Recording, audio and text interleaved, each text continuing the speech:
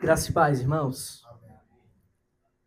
Vamos abrir as nossas Bíblias. Convido vocês no Evangelho de Cristo, o Evangelho do nosso Senhor Jesus Cristo, segundo o relato de Lucas.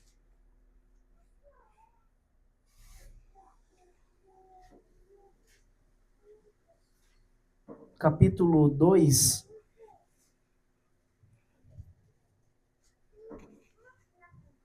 Esse é o relato, ou um dos relatos do Natal que o evangelista Lucas narra, que eu nomeei de Um Natal para Nós. Lucas, capítulo 2, a partir do versículo 8.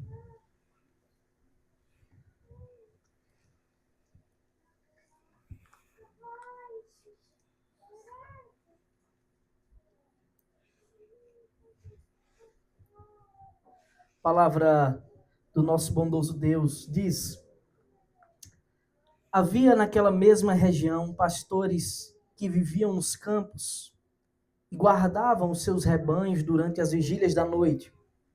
E um anjo do Senhor desceu aonde eles estavam, e a glória do Senhor brilhou ao redor deles. Ficaram tomados de grande temor. O anjo, porém, lhes disse: não tenham medo. Estou aqui para lhes trazer boa nova de grande alegria, que será para todo o povo.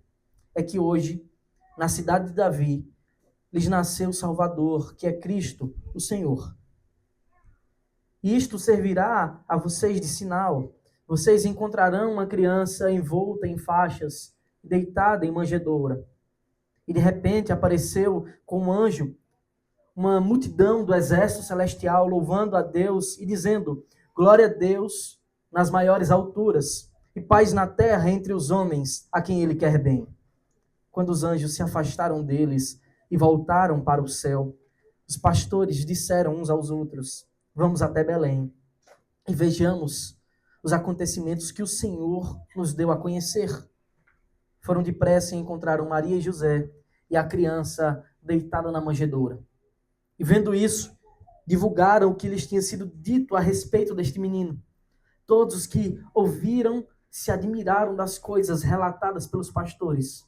Maria, porém, guardava todas estas palavras, meditando-as no coração. E os pastores voltaram glorificando e louvando a Deus por tudo que tinham ouvido e visto, como lhes tinha sido anunciado. Amém. Oremos.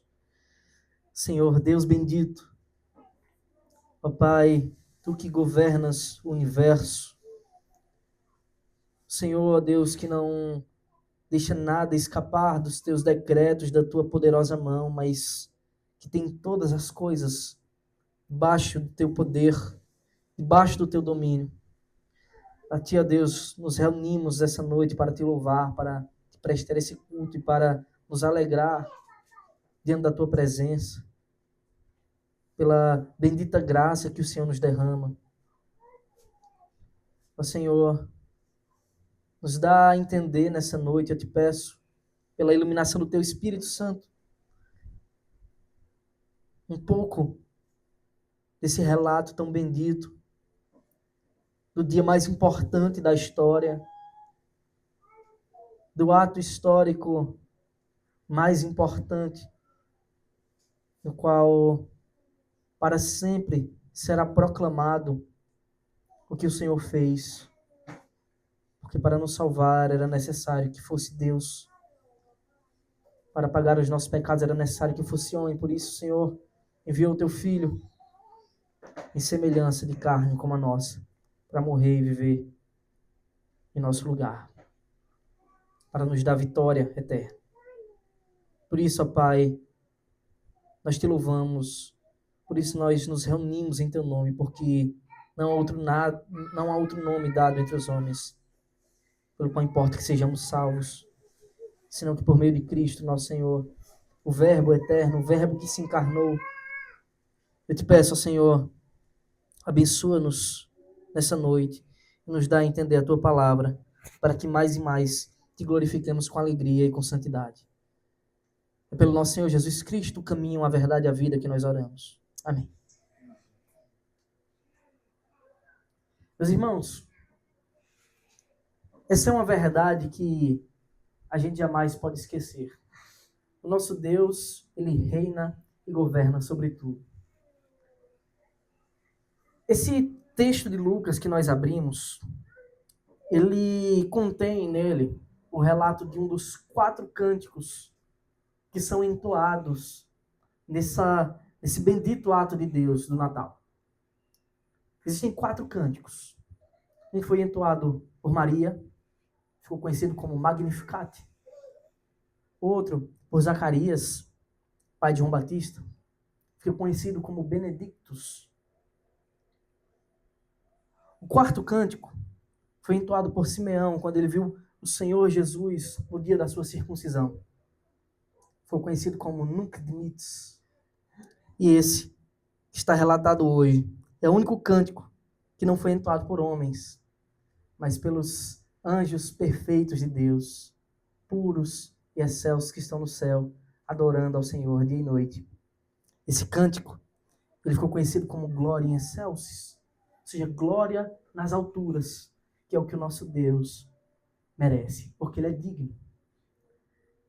Muitas pessoas tentam dar uma definição sobre o que é o Natal, o relato do Natal, e a gente simplifica dizendo, como eu gosto muito da frase do Tim Keller, né, que o significado do Natal é um só, é que o mundo não podia se salvar sozinho. Foi necessário que Deus fizesse isso por nós. Mas a quantidade de coisas importantes que existem sobre o Natal, elas são tão extensas, são tão grandes, são tão perfeitas, tão sublimes, que uma noite só, tratando desse assunto, seria impossível. Então, eu quero poder apenas discorrer com os irmãos algumas das coisas que aconteceram naqueles dias, os quais ficaram conhecidos como a plenitude dos tempos, o tempo pleno, o tempo exato, não um acidente, não um acaso, mas o tempo decidido pelo Deus Todo-Poderoso, desde a eternidade, de fazer o Verbo encarnar, de fazer o seu Filho vir ao mundo, nascido de uma virgem, sob a lei, para que pudesse conquistar a vitória para nós. Porque isso era impossível para nós. Mas para Deus, nada é impossível. Essa narrativa do Natal, ela começa com um relato muito especial, no capítulo 2 de Lucas. Nós não lemos, mas vamos ler agora. E ela revela essa verdade que está aí, apontada na projeção. O nosso Deus, ele reina e governa sobre tudo. No capítulo 1 de Lucas, está aqueles textos muito conhecidos de quando o Senhor envia o seu anjo para conversar com Maria, para dizer o que Deus tinha preparado para ela, depois conversar com José, depois levá-los à casa de sua parente, que estava também grávida, e também o relato da gestação de João Batista. Aqueles textos tão lindos, tão importantes para a história, eles desaguam nessa parte, nesse capítulo 2 de Lucas. E os versículos de 1 a 7 nos trazem uma verdade que muitas pessoas negligenciam porque não percebem na leitura do texto. E são muito importantes, meus irmãos. Os primeiros versículos de Lucas, capítulo 2, diz assim: naqueles dias, ou seja, naqueles dias da gestação de Maria, quando o Senhor Jesus estava ainda como um feto sendo formado, sendo ele o Criador do mundo, sendo ele as mãos e a palavra eterna que fez com que tudo existisse. Ele estava sendo formado em carne, no ventre de Maria. E é dito que naqueles dias foi publicado um decreto de César Augusto. E você deve saber que esse era o homem que reinava, de fato, que liderava todo o Império Romano. E ele colocava reis pontuais, governadores, para administrar algumas regiões. Enquanto esses administradores estivessem fiéis a ele, eles permaneceriam no poder. E César Augusto, ele convocou, está escrito, que foi publicado um decreto de César Augusto convocando toda a população do império para recensear-se. ele mandou fazer um recenseamento, ou seja, contar quantos habitantes tinham de cada tribo, de cada lugar. Aí você pergunta, qual o fim? Por que ele fez isso? Bem, porque o Império Romano se enriquecia cobrando tributos, impostos das pessoas. E saber quantos habitantes tinham lhe daria uma boa noção de quanto de tributo tinha para arrecadar. E o evangelista nos situa na história. Este é o primeiro recenseamento. O primeiro recenseamento foi feito quando Quirino era governador da Síria. Todos iam alistar-se, cada um à sua própria cidade. José também saiu da Galileia, da cidade de Nazaré, onde morava, obviamente, e foi para a Judeia, até a cidade de Davi, chamada Belém, por ser ele da casa e família de Davi. Nós sabemos como o povo de Israel eram separados em tribos. E cada pessoa, segundo a sua própria tribo, tinha que ir fazer esse alistamento, esse recenseamento na cidade em que lhes cabia.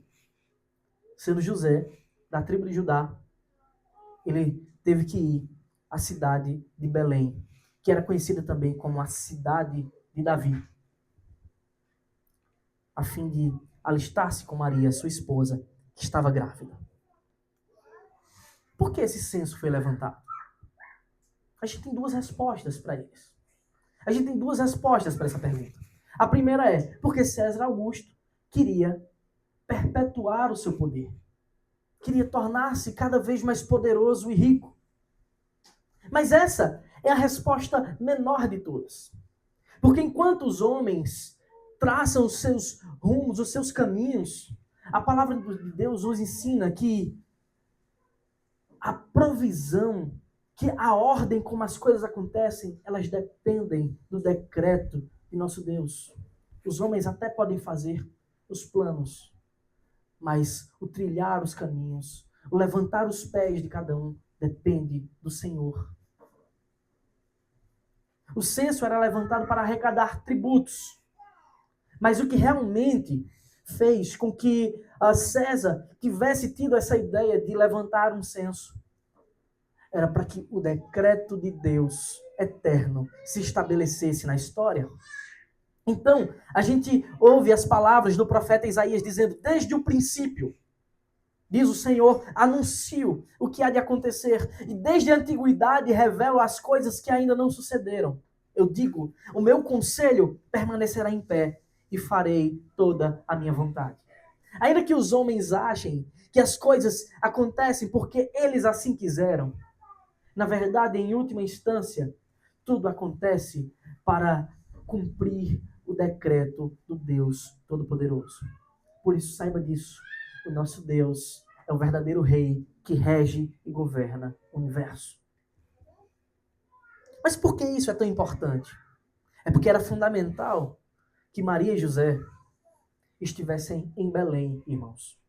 Era fundamental que o nosso Senhor Jesus Cristo, o Salvador, o Messias, nascesse em Belém. Em nenhuma outra cidade isso poderia acontecer, mas somente lá. Porque o Senhor, como Isaías tinha dito, já tinha declarado as coisas que haviam de acontecer. Ele já tinha ordenado e decretado a história e orquestrado como um grande maestro. Como cada nota da história, como cada dia deveria soar. E que instrumento pode desafinar na orquestra do nosso Deus? Se ele é o onipotente. Se ele é o todo-poderoso. Aquele que sabe todas as coisas. Aquele que tem todo o poder. É evidente que nenhuma nota sequer da sua orquestra pode sair do lugar. Portanto, saiba disso. Cada coisa que acontece, acontece porque o nosso Deus assim quis. E ele é bom e puro. Então nós lemos em Romanos e devemos saber que isso é verdade. Todas as coisas cooperam para o bem daqueles que amam a Deus.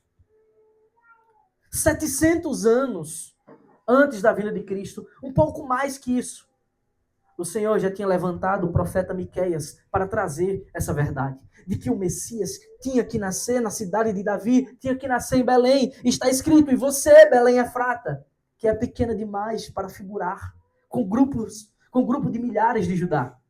De você me sairá aquele que há de reinar em Israel, e cujas origens são desde os tempos antigos, desde os dias da eternidade. Essa foi a profecia de Miqueias, de que de Belém, Efrata, de Belém, a cidade de Davi, viria o rei dos reis. Observe que a profecia de Miqueias não é sobre um rei terreno, não é sobre alguém que tem início e fim de existência, mas é sobre aquele que existe desde os dias da eternidade, isto é, o nosso Senhor Jesus Cristo, o Rei dos Reis, que também ficou conhecido na história como Jesus, o filho de Davi. Então, a história deságua nessa passagem que eu chamei de o palácio e o trono do rei. Nosso Deus, que decreta todas as coisas, irmãos, quis que acontecesse exatamente assim, como está relatado. Nenhum centímetro sequer destoando do seu decreto perfeito. Está escrito. E aconteceu que, estando eles ali, chegou o tempo de ela ter a criança. Estando eles ali aonde? Belém Efrata, a cidade de Davi.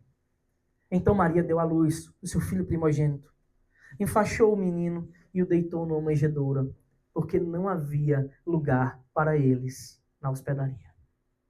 Aí você lê esse texto e se pergunta, por que assim?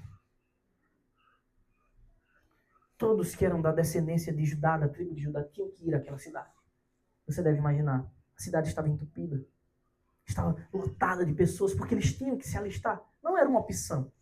Ninguém poderia se rebelar contra o império mais poderoso que andou pela terra. Eles tinham que ir. Mas como assim? Como uma mulher grávida, prestes a dar à luz, não teve um quarto cedido na hospedaria? Como não foi lhe dado uma cama, ainda que da mais precária que fosse, para que ela deitasse? Por que assim, irmãos? Todas essas coisas nos ensinam muito.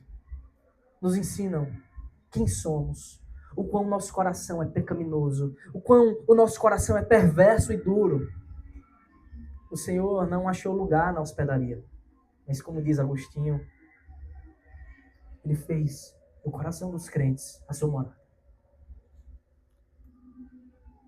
Desde cedo, o Senhor, como já estava declarado pelo profeta Isaías, era desprezado e o mais rejeitado entre os homens. Homem de dores e que sabe o que é padecer. E como um de quem os homens escondem o rosto, era desprezado e dele não fizemos caso. Desde cedo, nosso Senhor estava experimentando o que era ser o mais desprezado entre os homens. Mal havia nascido o Rei dos Reis e ele já estava experimentando o peso do pecado humano, a maldade, a chaga, a doença mais perversa, mais diabólica que já aconteceu para a humanidade. Agostinho escreve: ele está em uma manjedoura, mas contém o mundo. Ele mama no peito, mas também alimenta os anjos. Ele está envolto em panos, mas nos veste com a imortalidade. Ele não encontrou lugar na pousada, mas fez para si um templo no coração dos crentes. Esse é o nosso Senhor. Esse é o relato do Natal. O relato do Natal é o paradoxo máximo entre o pecado do homem e o infinito amor de Deus. Entre a miséria mais profunda dos pecadores e a glória mais bendita e perfeita do Rei dos Reis. Isso é o relato do Natal. Evidentemente que o mundo habitado por pessoas assim não poderia se salvar. Não poderia achar por si só o caminho. Senão que somente Deus, tendo sido feito voluntariamente carne, poderia fazer isso por nós. É isso que é o Natal. É a notícia mais estonteante, a notícia mais escandalosa que pode haver. De fato, é um grande escândalo. Por isso que Paulo diz que para alguns é loucura e outros escândalo. Deus descer da sua glória e se fazer carne. Nascer da virgem. Seria escandaloso, meus irmãos, se o Senhor tivesse decidido nascer no palácio mais sublime dessa terra. Seria escandaloso se o nosso Deus, ele já tivesse vindo como o homem mais rico de todos os tempos. Se ele tivesse deitado em um berço de ouro, com as melhores plumas, os melhores confortos. Isso já seria infinitamente escandaloso. Mas quando mergulhamos no relato do Natal, percebemos que isso não se compara ao que ele fez. Ele decidiu vir como pobre. Ele decidiu vir como carente. Para mostrar e para assumir a nossa miséria. E para ser ele o nosso perfeito justificador, que pode se compadecer de todos nós em tudo. Então não bastasse a forma como o Senhor decidiu vir ao mundo, como ele decidiu revelar o seu amor da forma mais humilde e ao mesmo tempo mais gloriosa, paradoxalmente, de forma que faltam palavras para explicar isso. Não bastasse isso, irmãos, descobrimos que o primeiro anúncio, a primeira proclamação das boas novas do Evangelho do Senhor Jesus Cristo não foi feita também nos palácios. Não foi proclamada aos grandes sacerdotes, não foi proclamada aos aristocratas da época, não foi proclamada aos reis do império. Por isso que eu chamei essa mensagem de o Natal para nós. Porque os primeiros que ouviram essa mensagem, os primeiros que o Senhor ordenou que lhes fosse entregue essa mensagem perfeita, foram para pessoas como nós, totalmente desconhecidas, desprovidas, necessitadas, carentes, apartadas da glória desse Deus. Foi para pessoas como nós. Isso nos faz lembrar das palavras do apóstolo Paulo, que diz: irmãos, animando a igreja de Coríntios, considerem a vocação de vocês, considerem isso, lembrem-se do chamado que vocês receberam, porque não foram chamados muitos sábios segundo a carne. E incrível como alguns crentes, depois de um tempo andando com o Senhor, tendo sido alvos de um amor tão grande, eles começam a desanimar. E Paulo diz: considerem isso, não se esqueçam do poder infinito que lhes chamou das trevas para a luz. Não foram chamados muitos sábios segundo a carne, nem muitos poderosos, nem muitos de nobre nascimento. Pelo contrário, Deus escolheu as coisas loucas do mundo para envergonhar os sábios, e escolheu as coisas fracas do mundo para envergonhar as fortes. E Deus escolheu as coisas humildes do mundo e as desprezadas, e aquelas que não são, para reduzir a nada as que são. E o intuito disso é a fim de que ninguém se glorie na presença de Deus, porque tudo que Ele faz por nós é por amor e graça. Um favor que não pode ser comprado. Então, o relato de Lucas começa a ganhar novos contornos. As boas novas, elas primeiro foram pregadas a pessoas como nós, totalmente desprovidas. Olha o que é dito. Havia naquela mesma região, ou seja, na região de Belém, onde Jesus tinha nascido, havia naquela mesma região pastores que viviam nos campos e guardavam os seus rebanhos durante as vigílias da noite. Você lê isso, você deve pensar: tudo bem. Eu quero que você mergulhe e reflita sobre essa verdade. Aqui em nossa cidade é comum, de vez em quando, a gente está andando, ainda aqui no centro, ainda que em alguns bairros mais afastados, e nós vemos algumas pessoas carregando os seus animais. E eu me impressionei quando eu cheguei aqui na cidade, que vi isso acontecendo no bairro que eu moro, porque eu pensava: isso é coisa para acontecer na zona rural, então será que eu estou tão perto assim da zona rural?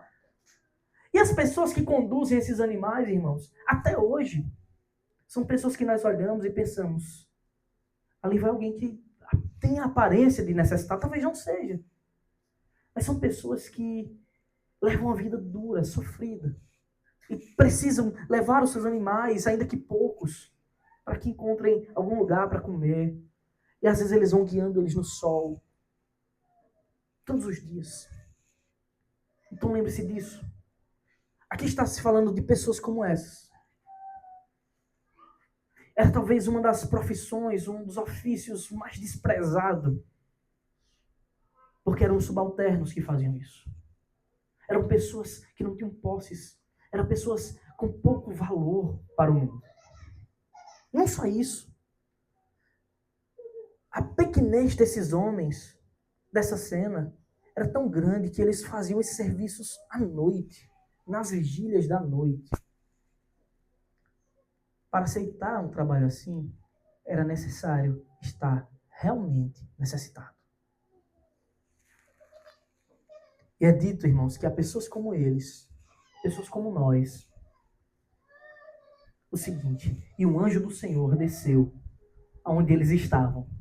E a glória do Senhor brilhou ao redor deles. E ficaram tomados de grande temor. Que outra reação esses homens podiam ter?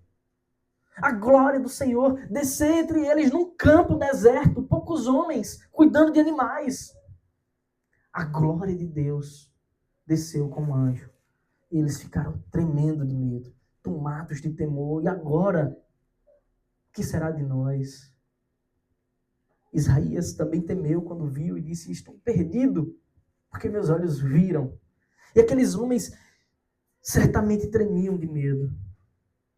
Então a primeira mensagem que o anjo enviado da parte de Deus lhes diz é uma mensagem de conforto. Porque também a mensagem principal que eles tinham para lhes dar era uma mensagem de glória, de alegria. Era uma boa notícia. E a boa notícia, ela jamais deve vir causando medo, mas tão somente alegria. Então o anjo lhes disse: não tenham medo. É como se ele dissesse: eu vim em paz. Aproveitem, escutem atentamente o que temos a lhes dizer. Eu estou aqui para lhes trazer boa nova, de grande alegria, que será para todo o povo. Essa grande alegria não é só para vocês, mas primeiro vai ser anunciado a vocês. Nós temos a boa nova, uma grande alegria que será para todo o povo. E todo aquele, até hoje, já se passaram 2000 anos, que ouve essa mensagem, que reconhece ela verdadeira, é cheio dessa alegria. Ainda que com tantas dificuldades que passemos, ainda assim o Senhor continua sendo a nossa fonte de sustento e alegria. Essas são as boas novas. Essa é a mensagem do Evangelho.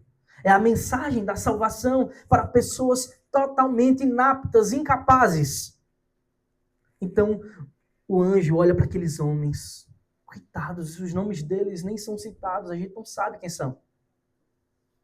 E diz a eles a boa notícia, o anúncio da vitória eterna, é que hoje, na cidade de Davi, lhes nasceu o Salvador, que é Cristo, o Senhor. É o enviado de Deus, é Cristo, o ungido do Senhor, o Salvador, aguardado, prometido desde o princípio, desde quando Adão pecou, que o Senhor tinha dito que enviaria o Filho. E agora, essa mensagem, irmãos, esse acontecimento, tudo isso, devia fazer os portões, os porões do inferno tremerem. Porque Satanás tinha certeza que sua cabeça estava prestes a ser pisada. Cristo, Senhor, veio ao mundo. Isso foi anunciado primeiro a pessoas como nós. Então, ele continuou. Isto servirá a vocês de sinal. O sinal é esse. Vocês encontrarão uma criança envolta em faixas e deitada em uma manjedoura. Não tinha lugar na hospedaria. E Cristo foi deitado numa manjedoura, simbolizando exatamente o que ele seria para nós. O Cordeiro de Deus que tira o pecado do mundo. Esse é o dia mais especial da história. Esse é o acontecimento mais sublime e importante que você pode imaginar. Nenhuma das grandes guerras, nenhuma das grandes conquistas, absolutamente nada a não ser a morte do mesmo Senhor pode ser comparada com isso. Isso é o que nós chamamos de plenitude dos tempos. O tempo pleno chegou, o momento exato onde tudo agora convergia, apontava para Cristo, onde todas as promessas agora se cumpriam. E ficava claro para todos que o nosso Deus não é homem para que minta, nem filho do homem para que se arrependa.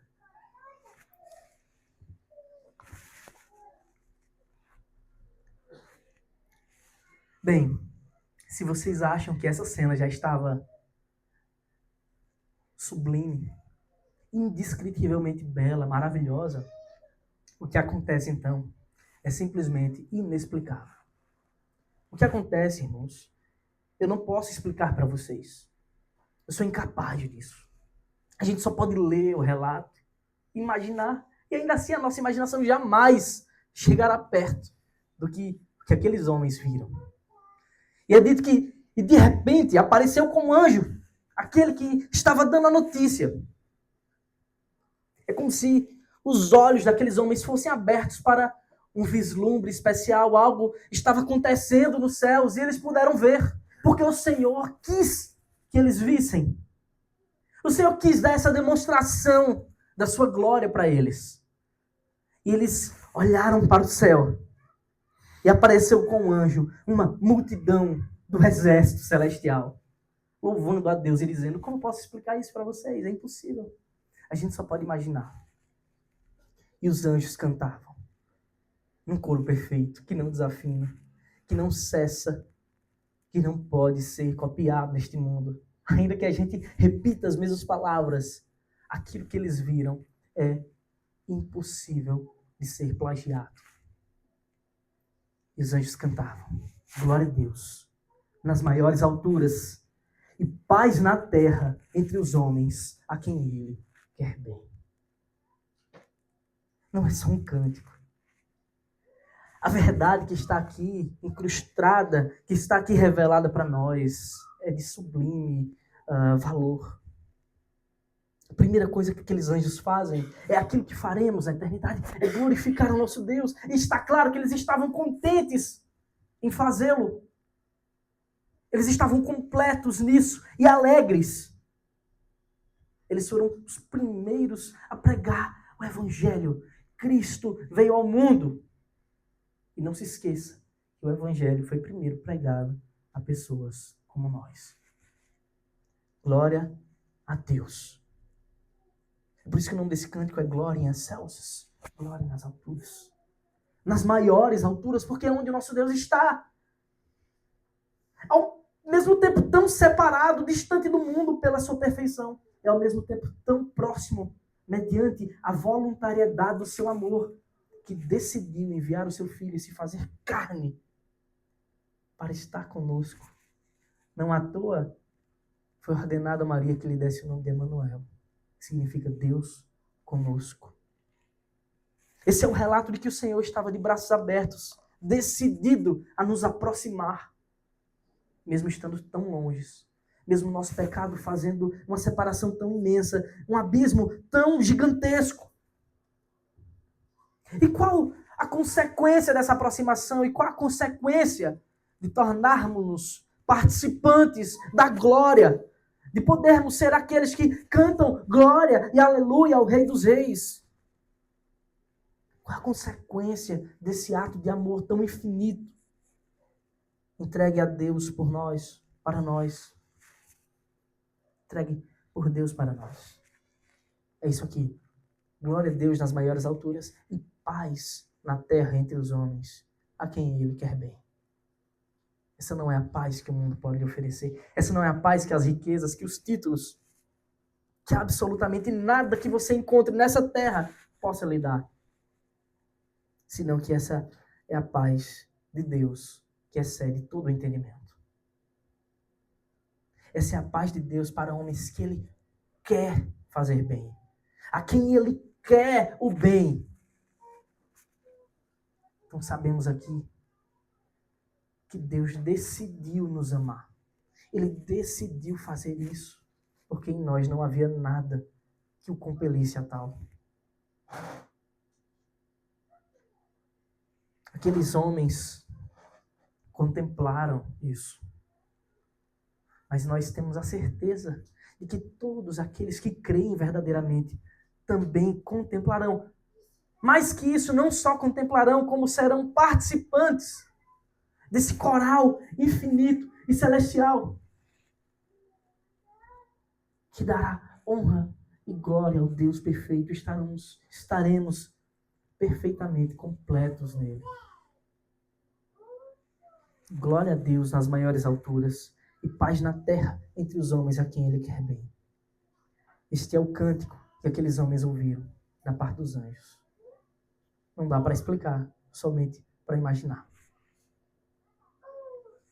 E é verdade, irmãos, que a gente percebe isso, que quem contempla, obedece.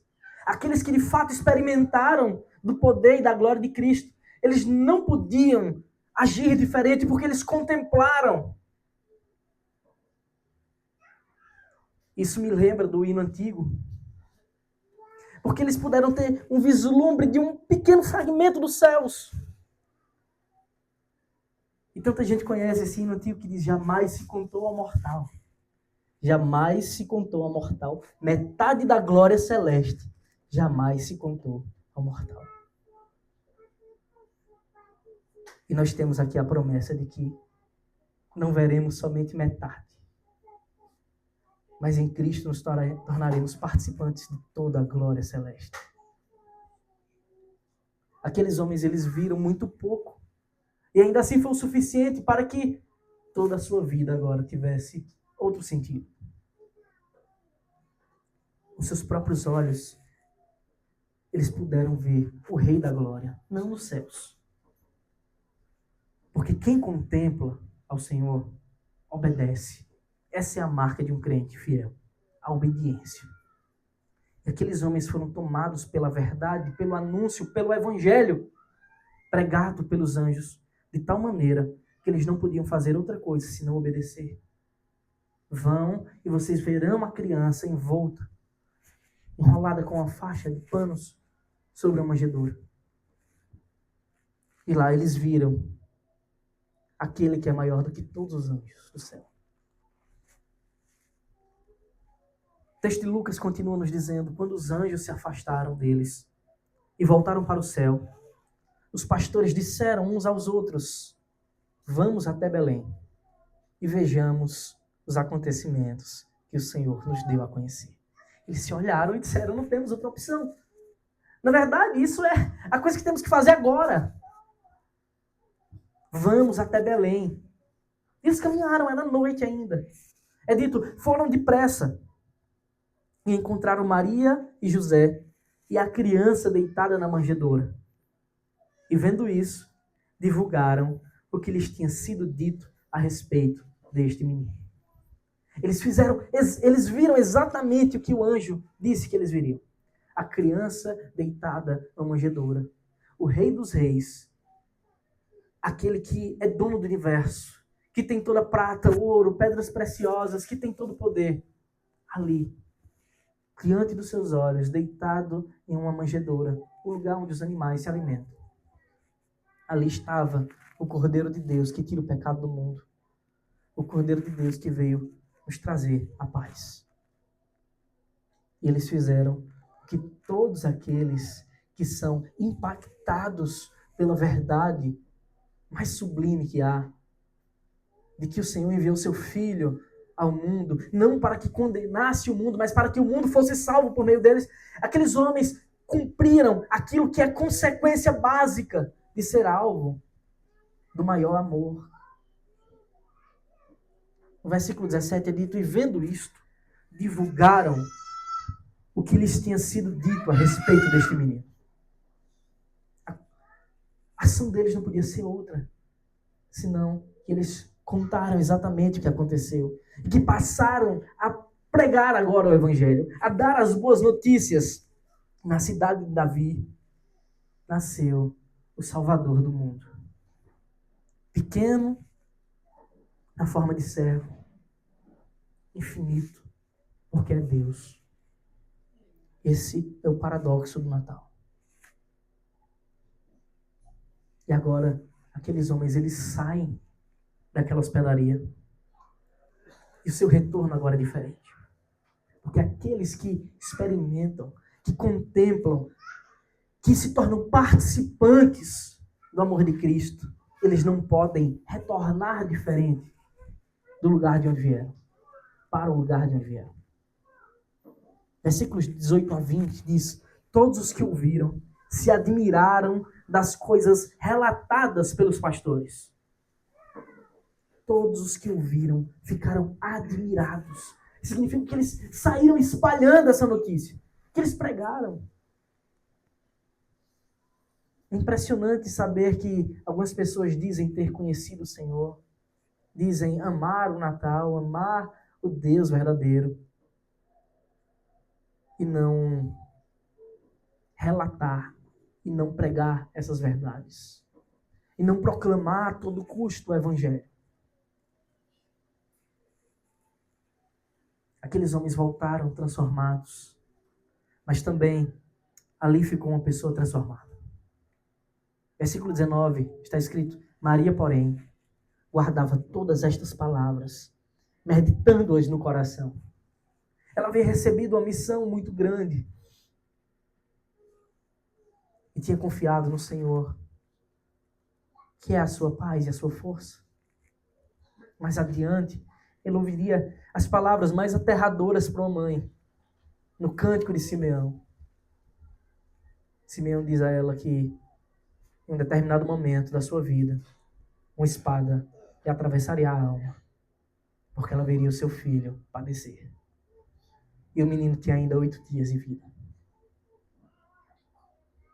Ela guardava todas essas palavras, assim como todos os filhos de Deus devem guardar em seu coração a verdade perfeita do que Deus fez por nós. Ele veio ao mundo para nos dar vitória eterna. E os pastores voltaram glorificando e louvando a Deus, porque essa é a atitude daqueles que conhecem o Senhor. Eles devem louvar, eles devem dar glórias a Deus, devem adorar o Senhor por tudo o que tinham ouvido e visto, como lhes tinha sido anunciado. Esse é um relato de Natal.